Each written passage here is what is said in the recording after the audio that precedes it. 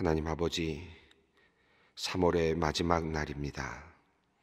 봄의 기운이 완연한데 개학과 더불어 아이들이 뛰노는 소리가 넘쳐나던 희망의 3월이 이렇게 적막함 속에서 지나갑니다. 마치 비인 도화지처럼, 비어있는 일기장처럼 그렇게 3월을 비워 보냅니다.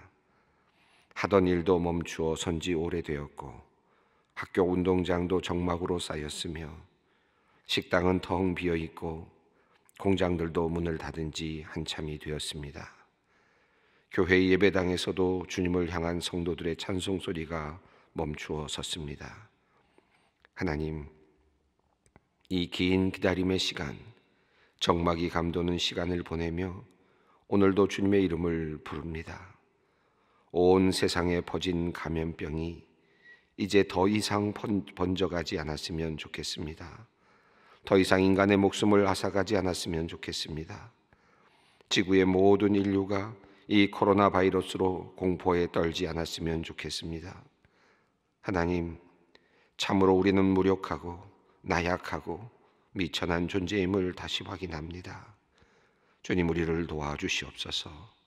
이 땅을 뒤덮고 있는 코로나19 바이러스가 힘을 잃고 사라지도록 주님 역사하여 주시옵소서.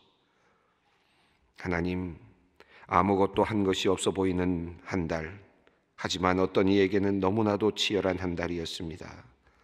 코로나19 바이러스와 대면하여 싸우는 의료진들, 확진 환자들, 그의 가족들, 공무원들, 이들은 지난 한 달 동안 너무나도 지치고 외롭고 두렵고 힘이 들었습니다.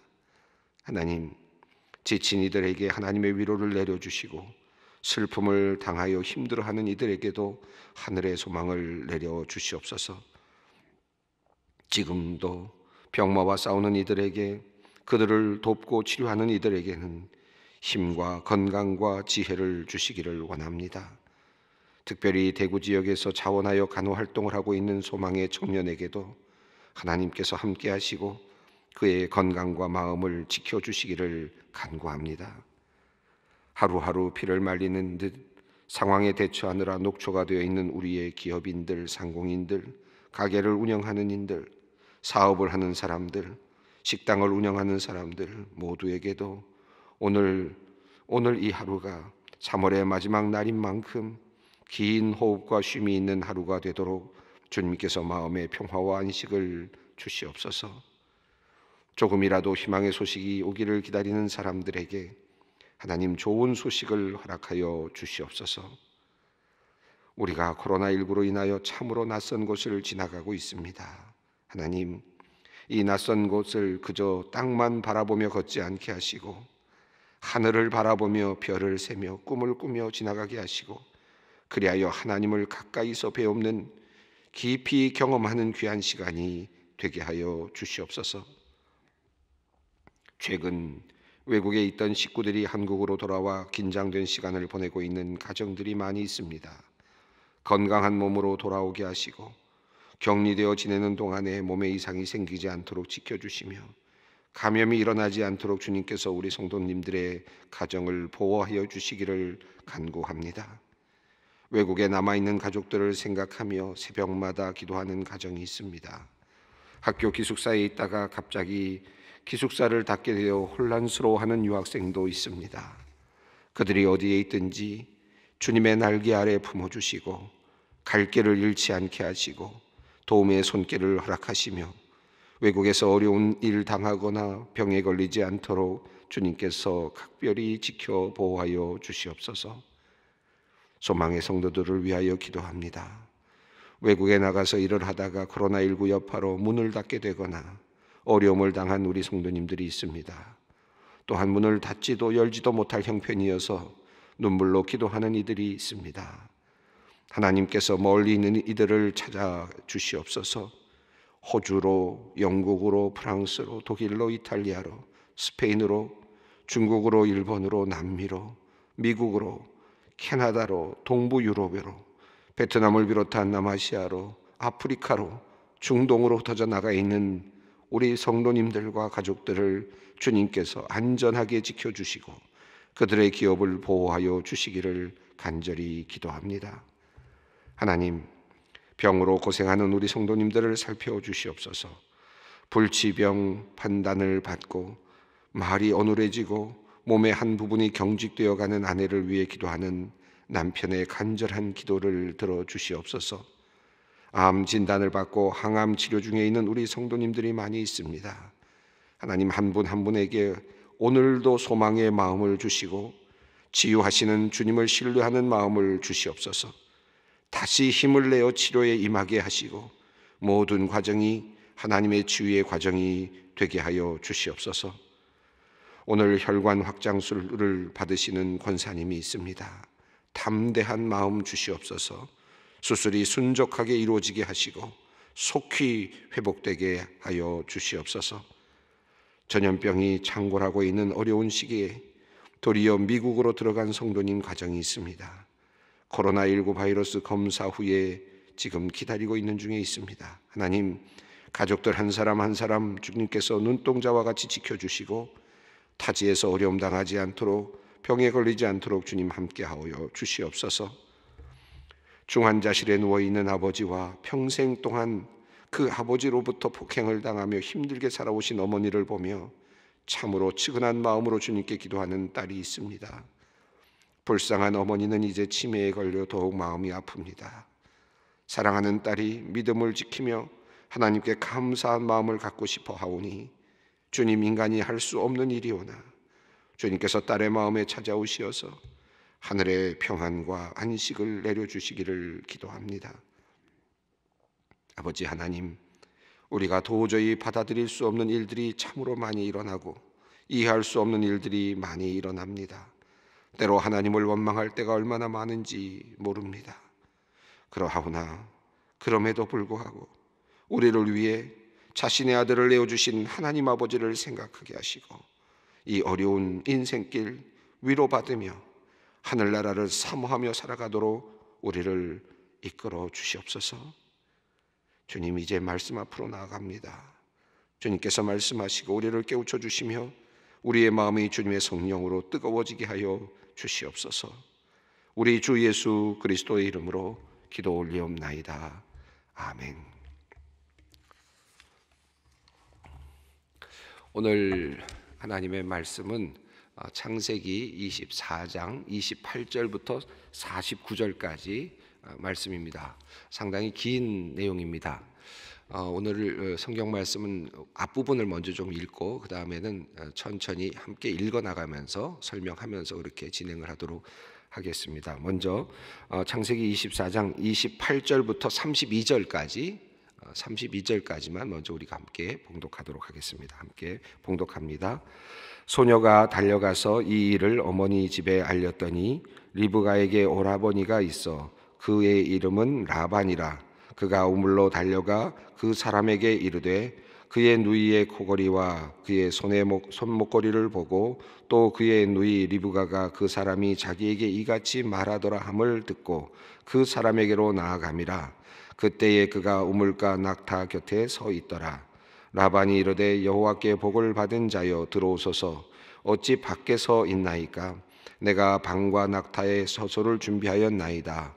그 사람이 그 집으로 들어가매 라반이 낙타의 짐을 부리고 집과 사료를 낙타에게 주고 그 사람의 발과 그의 동행자들의 발 씻을 물을 주고. 지금 늙은 종이 아브라함의 명령을 따라서 지금 아브라함의 고향 땅으로 지금 왔습니다. 먼 길을 와서 그가 조금은 무식해 보이는 기도를 드렸고, 그리고 그 기도를 따라서 지금 늙은 종이 하나님의 인도하심을 보고 있습니다. 여인을 만났고 그의 이름은 리브가였고 그 리브가를 보고 그에게 이제 묻기도 하고 또 그가 기도한 대로 이루어지는지를 살펴보았고, 그리고 그에게 보석을 주어서 집으로 돌려보냈습니다. 이제 이 돌려보내는 장면부터가 이제 오늘 장면인데요. 오늘 이야기의 흐름 속에서, 오늘 본문 속에서 한 가지 재미있는 표현이 나오는데, 우선 28절을 먼저 읽어보겠습니다. 소녀가 달려가서 이 일을 어머니 집에 알렸더니, 여기 달려가서라는 표현이 나옵니다. 소녀가 젊은 처녀라는 표현이고 이런 결혼을 하지 않은 그런 의미가 있습니다. 달려갔다라는 표현이 많이 나오는데 여기 보면 본문 속에 굉장히 많이 나오는 표현입니다. 특별히 18절에도 보면 그 리브가가 와서 이제 그 물을 달라고 했을 때 이 늙은 종이 물을 달라고 했을 때 급히 물동이를 들고 내려갔다 하는 표현이 나옵니다. 급히 내려갔다. 또 20절에도 또 그 다음에도 급히 낙타에게 물을 주려고 또 내려갔다. 이런 표현이 나오거든요. 그러니까 급히 일을 하고 또 빨리 뭔가를 일을 하고 그리고 또 좀 집으로 달려갈 때도 이 리브가는 지금 달려가고 있습니다. 빨리 달려가고 있는 어찌 보면 굉장히 급한 듯한 느낌도 들고요. 또 한편으로는 굉장히 활달하구나. 굉장히 뭐라 그럴까요? 진취적이구나 하는 그런 느낌도 들죠. 리브가의 어떤 성품과 성격을 태도를 알 수 있는 그런 모습입니다. 그런데 이 리브가의 어떤 태도뿐만 아니라 전체적으로 흐름이 좀 빠르게 진행되고 있는 것을 느낄 수 있습니다. 그 17절에 보면 앞서 나왔던 부분인데 리브가가 물을 가지고 이렇게 올 때 그때 그 늙은 종이 또 그에게 달려갔다 하는 그런 표현이 나옵니다. 그리고 또 오늘 29절에도 또 보면 29절도 한번 읽어볼까요? 한번 읽어보겠습니다. 리브가에게 오라버니가 있어 그의 이름은 라반이라 그가 우물로 달려가 그 사람에게 이르러. 여기도 달려가라는 표현이 나옵니다. 전체적으로 지금 이 이야기의 흐름이 굉장히 이렇게 급하게 뭐라 그럴까요? 조금 더 이렇게 아주 속도감 있게 이렇게 진행이 되고 있는 그런 것을 볼 수 있습니다. 무엇이 그렇게 급했을까? 시간은 30일 정도, 20일에서 30일 정도 벌써 그 긴 시간을 여행하는 시간이 있었을 것이고 또 돌아가려고 해도 또 그 긴 시간이 있었을 터인데 왜 이렇게 오늘의 이야기는 이렇게 급박하게 이 이야기가 진행될까 하는 그런 의문을 먼저 갖게 됩니다. 아마도 네 늙은 종은 마음속에 아브라함이 오래 살지 못할 거다라는 그런 생각을 하지 않았을까 하는 그런 생각도 듭니다. 물론 이후에 성경 흐름을 보면 이후에도 어느 정도 시간 동안 30여 년 정도를 더 살았던 것으로 보여지기는 합니다만은 이 이야기의 흐름만을 떼어내서 이해하다 보면 아브라함이 얼마 남지 않았다는 그런 어떤 뭐랄까요? 압박감 속에서 이런 일이 진행되지 않았을까 하는 그런 생각도 해보게 됩니다. 자, 어쨌든 지금 모든 것이 굉장히 빨리빨리 진행되고 있는 느낌을 갖게 되는데 28절을 보면 어머니 집에 알렸더니라는 그런 단어가 나옵니다. 이 아버지의 이름이 나오지 않고 아버지의 이름은 이제 마지막 50절에 한번 잠깐 나오는데 아버지가 살아있는지 아버지가 살아있었는지 좀 의문이 들 정도로 그렇게 진행이 됩니다. 어머니 집이라고 하는 표현이 어떤 의미일까? 모계 사회를 의미하는 것인지 아니면 아버지가 세상을 떠나서 지금 어머니 집이라고 한 것인지 학자들 중에는 그렇게 해석을 하는 분들도 있습니다. 뒤에 나오는 아버지의 모습은 잠깐 그저 하나 들어간 것 아닌가 이렇게 이해를 하는 삽입된 부분이 아닐까 이렇게 이야기하기도 하죠. 근데 우리가 성경을 그렇게 들어갔다 이렇게 생각을 하면서 이해하다 보면 굉장히 혼란스러워집니다. 이 내용 안에서 그 있는 그대로 안에서 우리가 이해를 한다면 어떤 의미가 있을까 생각을 해본다면 어머니 집에 있고 그 다음에 달려오는 사람은 라반입니다. 왜 라반이 이렇게 주도적으로 일을 할까?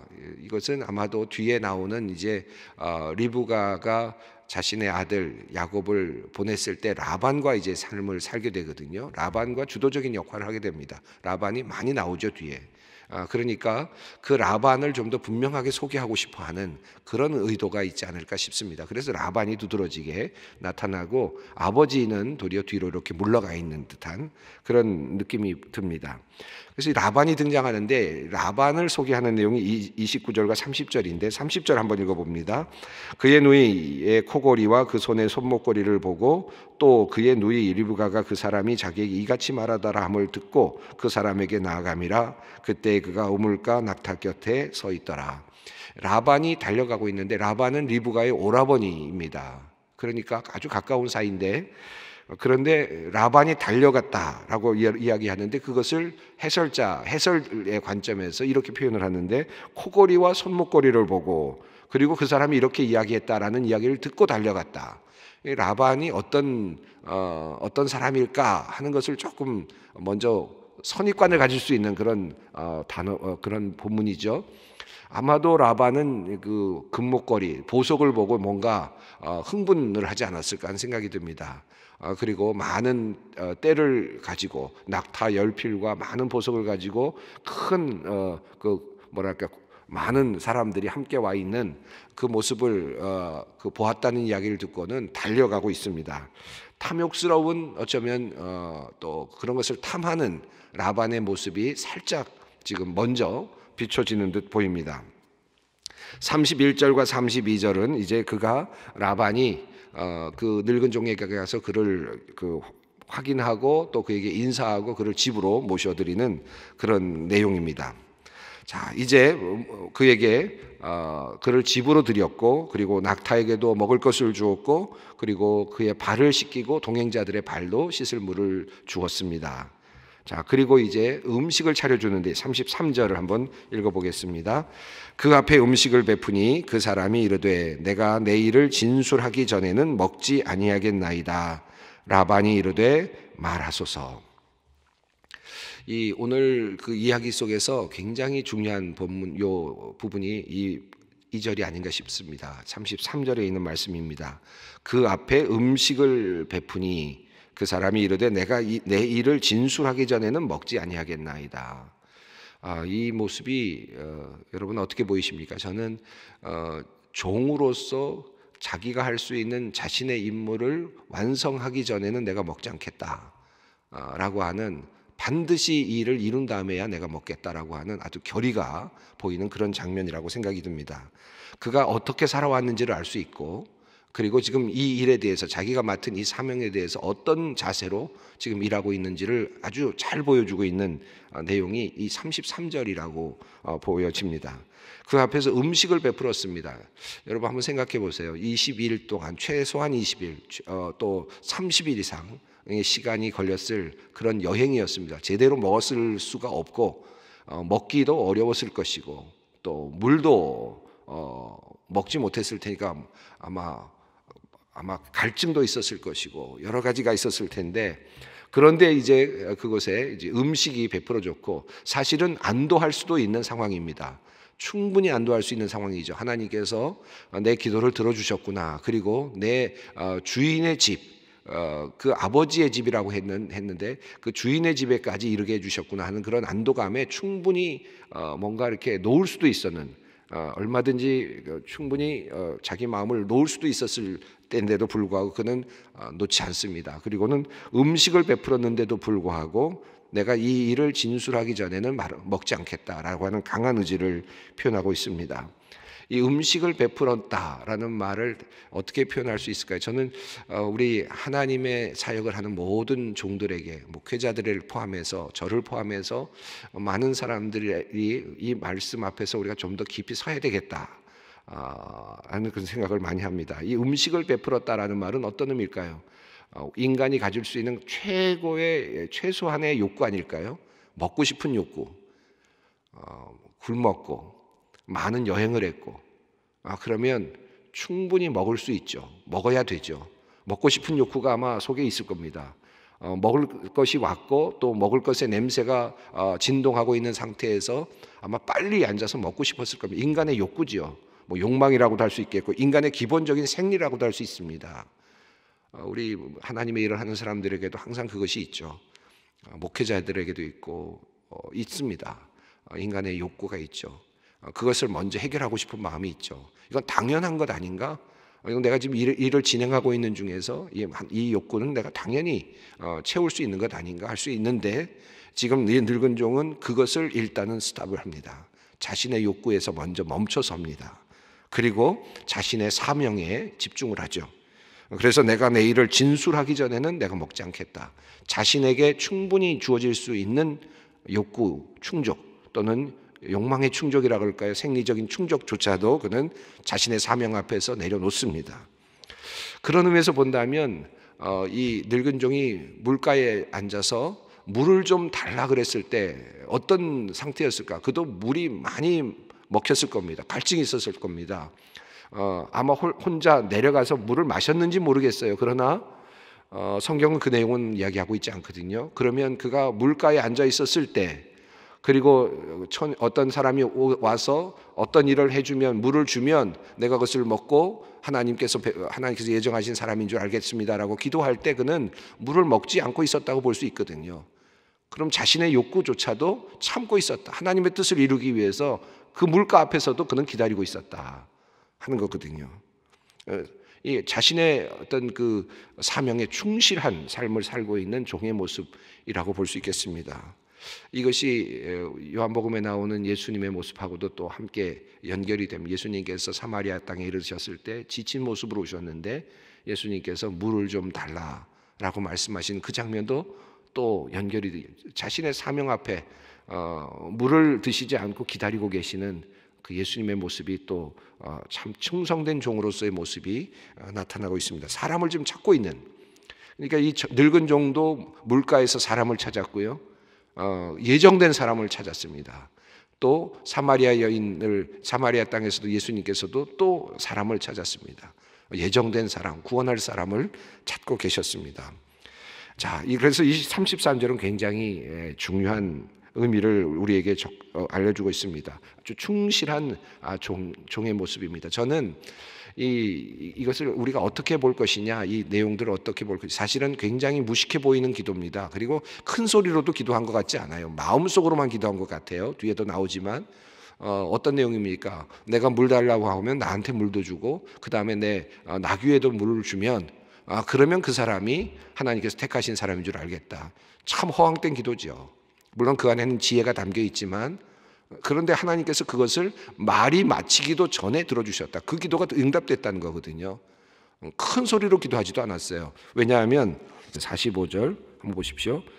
내가 내 마음속으로 말하기를 마치기도 전에 리브가가 물동이를 어깨에 메고 나와서 우물로 내려와 깃기로 내가 그에게 이르기를 청하건대 내게 마시라 한즉, 이런 표현이 나옵니다. 자, 그러니까 하나님께서 이렇게 급박한 기도를 어떻게 왜 들어주셨느냐? 이 무식해 보이는 기도, 어떻게 보면 참 사리에 맞지 않는 듯한, 요행을 바라는 듯한 기도인데 하나님께서 왜 이 사람의 기도를 들어주셨느냐? 하나님 왜 이렇게 급하셨느냐?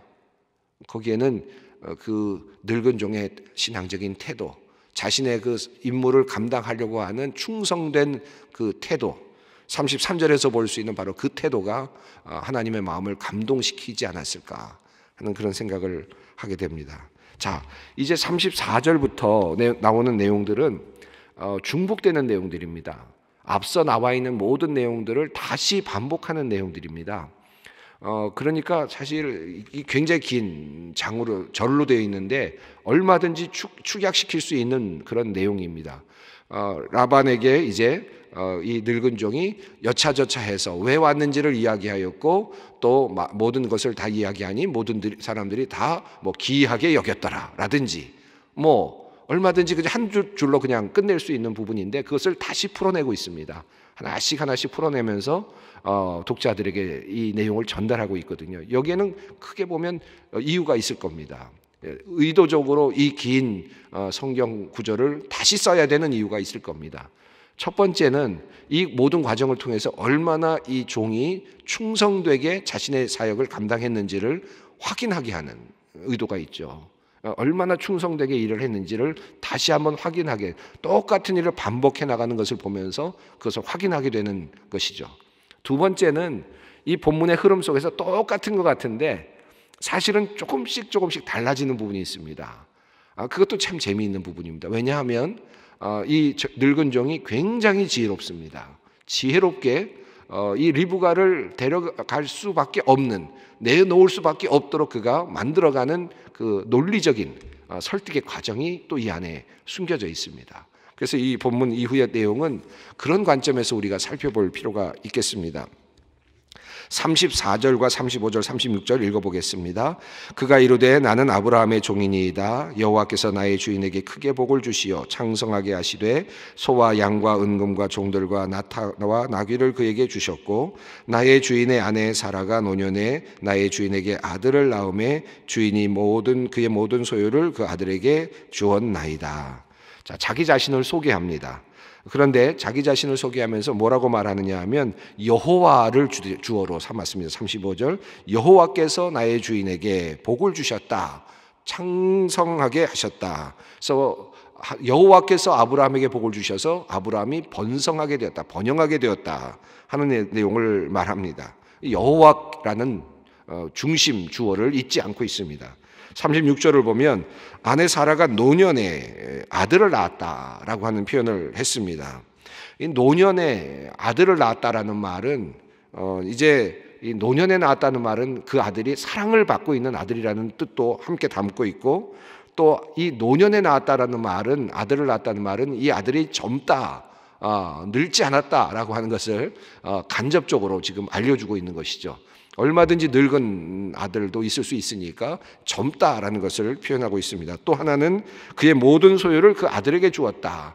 그가 부자다. 그 아들이 부자다라는 사실을 설명하고 있습니다. 그러니까 매력적으로 지금 그 아들에 대한 또 아브라함에 대한 그 모습을 아주 매력적인 부분들을 잘 잡아서 설명하고 있습니다. 굉장히 소통을 지금 잘 하고 있는 상태입니다.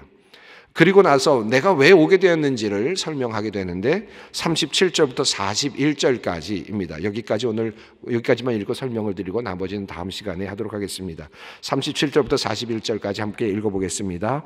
나의 주인이 나에게 맹세하여 이르되 너는 내 아들을 위하여 내가 사는 땅 가나안 족속의 딸 등 중에서 아내를 택하지 말고 내 아버지 집 내 족속에게로 가서 내 아들을 위하여 아내를 택하라 하시기로 내가 내 주인에게 여쭈되 혹 여자가 나를 따르지 아니하면 어찌하리이까 한즉 주인이 내게 이르되 내가 섬기는 여호와께서 그의 사자를 너와 함께 보내어 내게 평탄한 길을 주시리니 너는 내 족속 중 내 아버지 집에서 내 아들을 위하여 아내를 택할 것이니라. 내가 내 족속에게 이를 때에는 내가 내 맹세와 상관이 없으리라. 만일 그들이 내게 주지 아니할지라도 내가 내 맹세와 상관이 없으리라 하시기로. 이 말씀은 지금 자기 자신이 왜 여기까지 오게 됐는지, 그리고 어떤 그 약속이 지금 자기 자신에게 있는지 라고 하는 것을 설명하고 있습니다.